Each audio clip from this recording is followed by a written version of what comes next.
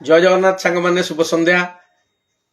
मोर अगणित फॉलोअर्स और व्यूअर्स मानक मोर हार्दिक शुभेच्छा आ छोट छुआ पिला मानक मोर आंतरिक भल पाइबा। आज संलापर शीर्षक है भाई बा भ्राता। ये भाई बा भ्राता संलाप को आम जदि समीक्षा करवा ताले एक ज्वलंत उदाहरण आम सामना को आसे आज्ञा। से सत्ययुगर से पुरुषोत्तम राम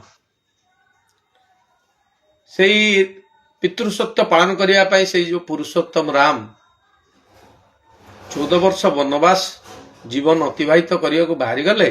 सांगरे तांकर थिले पत्नी माता सीता आ भाई लक्ष्मण। तो से 3 जन को लेकिन से 14 वर्ष वनवास जीवन अतिवाहित करने को पितृसत्य पालन करने को चली गले। आज्ञा सेपटे माँ तो तांकर कही सत्य मागी जे मो पुत्र भरत रजा हब। भरत आसी पहुंचले रत्न सिंहासन को देखिले। तो अयोध्यार सिंहासन को जिते देखिले खाली जिते पड़ी अच्छी सेते से बहुत मन दुख करते। आज्ञा आउ से भाव विहल हो दौड़ी दौड़ी धाई पलैले निज भ्राता श्रीरामचंद्र पाखक। बहुत अनुरोध करते भाई तुम्हें फेरी आस। पुरुषोत्तम राम से दिन बुझे मो पितृसत्य पालन करने को ये 14 वर्षर वनवास आसी भरत तुम्हें फेरी जाओ राज्य शासन कर। किंतु ना भरत मानिबा को प्रस्तुत नथिले। बहुत बुझासुझा परे भरत तांकर कठौ धरी फेरी आसिले अयोध्या को।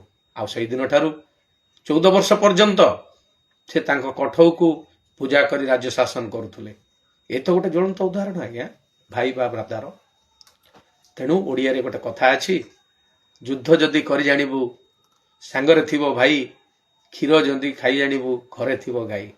आउ आपण माने समस्ते बुझिथिबे। निश्चित भाव में जदि ये संलापटी आज आपन को भल लगी थाए निश्चित भाव में लाइक कमेंट आउ शेयर माध्यम आमको जनइबे।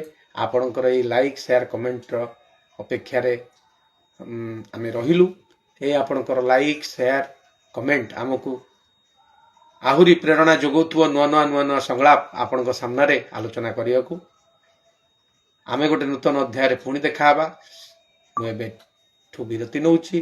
पुणी देखा एक नूतन अध्याय नूतन संलापर सह रहुची। जय जगन्नाथ। शुभ संध्या।